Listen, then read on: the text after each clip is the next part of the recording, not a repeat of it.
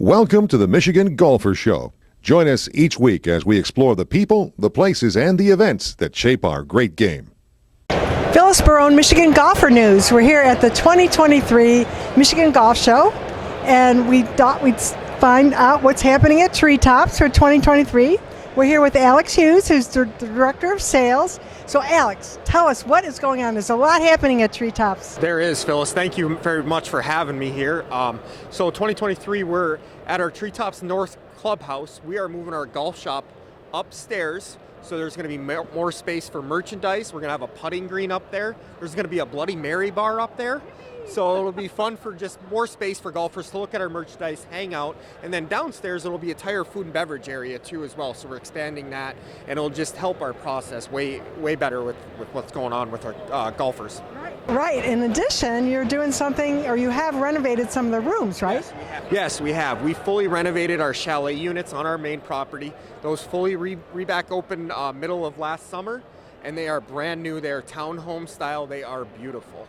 And then we did some renovation to our tradition golf course last year. We removed 800 trees to make it look more like a traditional link style golf course. And the tradition is a Rick Smith. Yep, it's a Rick Smith design. It was opened in 1998, and it was Rick's last design that he did at Treetops. Wonderful. Wow, you got a lot happening over there. We do. We're excited for a 2023 year. We're booked out a lot, and we're looking forward to it. So for those of us, or those that haven't been to Treetops, I know I have been, and I love it. The masterpiece, the Jones, is one of my favorites, even though... My favorite too. Is it? Yes. It's so difficult, but what other courses are there? So we do, like you said, we have the Robert Trent Jones masterpiece. It was Robert Trent Jones' last design in Michigan. We have the Tom Fazio Premier Golf Course, and it's the only Fazio course in the state of Michigan. And then Rick Smith designed the Rick Smith Signature, the Rick Smith Tradition, and the Par 3, which has been named the #1 Par 3 course in America. Oh, wow, yes. So 81 holes of golf, not all bad. Yeah, you can stay up there for a couple weeks at least, right? You could. Well, you brought up the Trevino event, and I'll tell you, I was there. It tells you how long I've been in this business when Trevino made his hole-in-one. And that is just, and then he came back. He came back last year, and it was a great event to have him. He was great with all our customers that were there, so talkative, and just Lee, that's who he is. Telling stories, and it was just great. Well, I'm going to tell you a little story about that event. I was invited by the state of Michigan to play, and so I was with a foursome, and we got to the hole where he made the hole-in-one. It's number 7, right? Yep, number 7. And so before that, me and my other playing partner, another female, couldn't do anything on the golf course. So of course we get up there with Trevino, and he's like, talking and stuff. Yep. And he points at me, and I go, "Oh man, me first." And he goes, "Yeah, ladies first." So I was like, and I actually hit the green. That's awesome. That is so cool. But in front of Lee like that? And we did a high five, and I said to him, "I get $1 million," and he goes, "Whoa, whoa, whoa," So well, yeah. That's an experience. Well, that's an experience for yourself to hit a shot like that in front of a Hall of Fame golfer, to hit the green where he made a hole-in-one. Absolutely, but not only that, my playing partner, who was female, out of the foursome, she and I were the only two, the other two were male, that hit the green. That's awesome. That's so So yeah, that's a memory I will always behold. But anyway, so you said you got a lot going on. When is Treetops open? We are looking to open May 4th, so kind of look to get our maintenance crew out there and let that snow get away and get our golf courses prepped for a wonderful year that we're looking forward to 2023, and we usually close to middle or into October. Now you also, or you used to have, Alex, women golf clinics. Is that still going to happen? We have ladies golf schools. They're starting to fill up already. We start those on a Sunday night arrival, and then they do lessons Monday, Tuesday, Wednesday. With that package, they have lessons in the morning, then they get to play golf all the rest of the day. Wow, that's wonderful. I have yet to make it to that, and this year I'm going to make an effort because I really need to work on my game. I think we all do. Anyway, so where do our viewers find out about Treetops? The best way is just go to our website, www.treetops.com. All our information is there. Package deals, you can book tee times right online, right on our website. And then, Alex, in the beginning of the season, like some golf courses do you have any specials like in May or in right? We have them here at the golf show. We have some great spring and fall specials and some even summer specials if you can go midweek, because our weekends are very busy. Oh, I believe it. I believe it. Well, great. Well, it sounds like you have a lot going on. Thanks for being with us today, and we look forward to being at Treetops in 2023.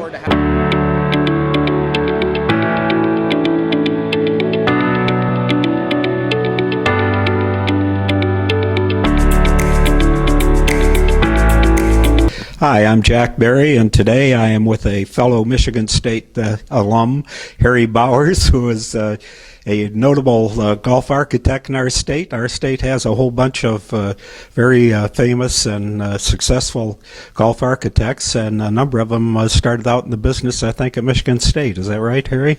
I think so. There seems to be quite a few. When did you get out of state, and how did you get into designing golf courses? I was 1983. And I had sent my resumes out like everybody else did to every golf course architect in the business. I did go through a dual bachelor degree program, so I did have a degree in turfgrass management as my backup. And Mr. Jones, Robert Trent Jones Sr., used to come out and give a talk to the 2-year turfgrass students. Well, I was a 4-year student, but Dr. Ken Payne was the head of the program for the 2-year program, and he invited me to sit in because he knew what I wanted to do. And the second year, I kind of boldly went up and shook Mr. Jones's hand and flipped him a resume, and I doubled down by sending one to the office in Montclair, and I guess it was February. I hadn't even finished my last 2 courses in landscape architecture, and I got the call and went out to New Jersey and never looked back. I never did finish the last 2 classes. I've got my degree in turf, but not in landscape architecture. So what was the first project that you worked on for Robert Trent Jones? Roger Rulewich was our senior architect and really my mentor. And Roger was pretty territorial. So I started out in mostly renovation. But it's Robert Trent Jones Sr., so I got to work on Baltusrol and Aronimink and Malone Golf Club up in New York, and it was fun. I mean, I was a dream job, even though it was renovation. But the first job that I got as far as working on a new course was Treetops. But then at Treetops, there's a brand new property up there. Well, Roger kind of came to me and said, boy, this is some of the most fantastic topography I'd ever worked with. And he said, you're from that area, so you need to be involved in this project. So I was, of course, ecstatic. I mean, this is great. And by the way, I still to this day think that Roger Rulewich was probably one of the best I ever saw at routing a golf course, particularly if it had topography on it. He was an engineer from Yale by trade, and civil engineer, and boy, he could route a golf course. He was just a master at it. I still think that routing is fantastic. Well, when you stand up there where Robert Trent Jones said, what do you want to name the course, was Treetops. That's all you can see from here. Now, how long did your job last up there at Treetops? Well, I can remember, Roger and I started flagging trees in the winter. There was snow on the ground, and a lot of it, because once they started clearing, some of the bulldozer operators would say, how in the hell did you get those flags so high up in the trees? Well, we were standing on 3 feet of snow when we were marking them, and both Roger and I are both tall, so we'd always mark them high. But I remember we started flagging the trees, and in those days, that's what you did. One guy went down one side of the fairway, and the other guy went down. You had stakes where the center line. And you just kind of made your way through, and any good specimen trees you tried to work around, and sometimes you'd shift holes or green complexes to take advantage of better trees. But yeah, it probably took 2 weeks anyway. And then what? When they start clearing, how long does that take? I think it took us all summer to build that golf course. I remember, and like I was saying to Art, I've got a picture somewhere of me and Mr. Jones on one of the tees, and you can see where it was hydro-seeded and hydro-mulched. And I think, if I remember right, we did that hydro-mulching because we were a little late. So I'm going to guess late August, early September. So that was a big show when Robert Trent Jones went up to northern Michigan for the grand opening. Well, you were laughing about the him calling the place Treetops. I was with them in the cart, Harry Melling, and I think they had hired Rick Smith by then. And I think Rick was in the cart. And we got to that, was it the fourth hole or sixth hole? Sixth hole, isn't it? Yeah.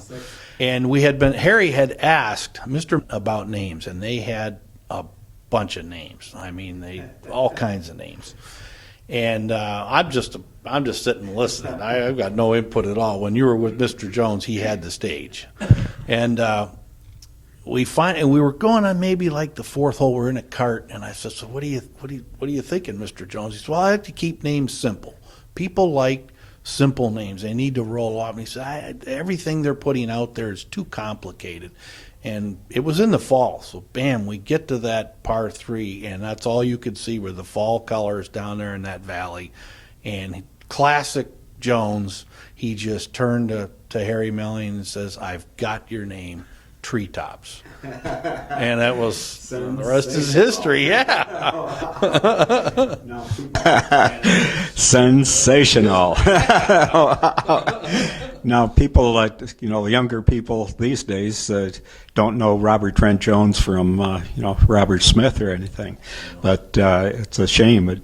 But that name lives on. I mean, what a great golf course name. Well, the resort was Sylvan Resort, and that was the ski resort. Yes. And then it became Sylvan Resort, or Treetops at Sylvan Resort. Yeah, you're right. It was Sylvan Resort. Now it's just Treetops. You can't come up with a better name. Well, working for Mr. Jones was, just a dream. And I traveled all over the world with him the first 2 or 3 years. Sometimes I felt like the valet, but it didn't matter because he would tell stories, and I asked a lot of questions. Matter of fact, I remember one night he invited me over to the house, and he had a garage in Montclair. His garage was really an office for him, and it was a cluttered mess. I mean, there was stuff everywhere. And he called me over. He said, "Come here, I want to show you something." And he pulled out this book, and it had all of these writings, and it had sketches and everything else, and it was a copy of the original manuscript of Alistair Mackenzie's Spirit of St. Andrews. Wow. And he made a copy of it for me on an old Xerox copy machine. So, it was kind of shiny paper, but I still have it to this day. I don't have the pictures, and I know that manuscript ended up being written some years later, and nobody's been able to find the pictures. There's even been questions whether there were pictures. I saw some of the pictures, and Mr. Jones said it was Alistair Mackenzie's wife that did watercolors. Wow. So, but nobody's been able to find them, but I still have a copy of it. Well, you're talking about Harry Melling. I remember, what is it, about the third hole that's on the Masterpiece course, where it's the fairway is, it's like that. It's like an upside down saucer. Balls go off into the woods. Well, Harry liked that.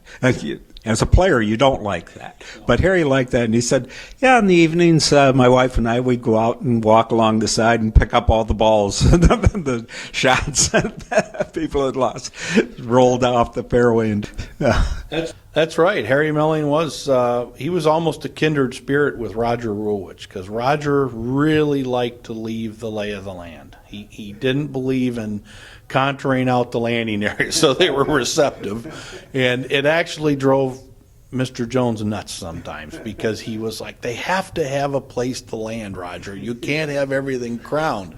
But Harry liked it. You're right. And Harry wasn't a very accomplished golfer.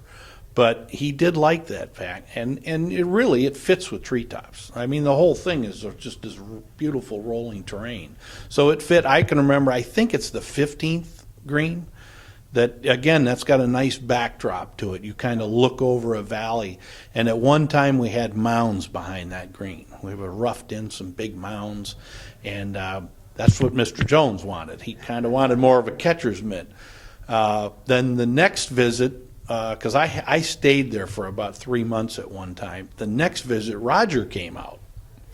And, well, what the heck are these mounds doing here? I want to be able to look, blah, blah, blah, blah, blah.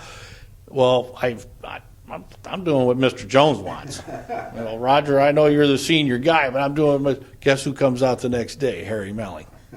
Harry Melling's with Roger. And Harry Melling says, I think Roger's right. Let's get rid of those mounds. We're looking over these. So, he was involved. He wasn't there often, but when he did come out, he was involved, and he had something to say, and by golly, you better listen.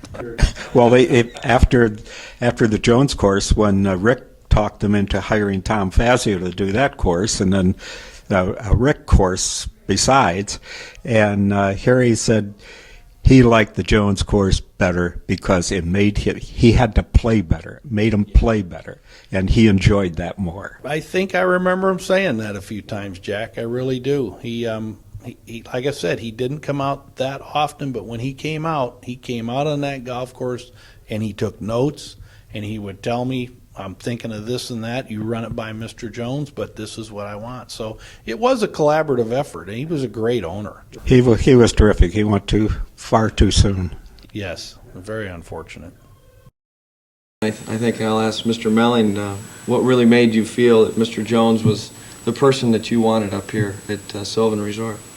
I think the key factor is he leaves the land basically the way it is, and the beauty up here, I could see it, but not as good as he could see it. I mean, I could go through the woods and see hills, but I couldn't see the hills and the valleys and I have seen a lot of the other architects, and he leaves things natural. And tell you what, when he started moving the trees out of the way, he saw it, and I didn't see it, and we couldn't have made it any better choice.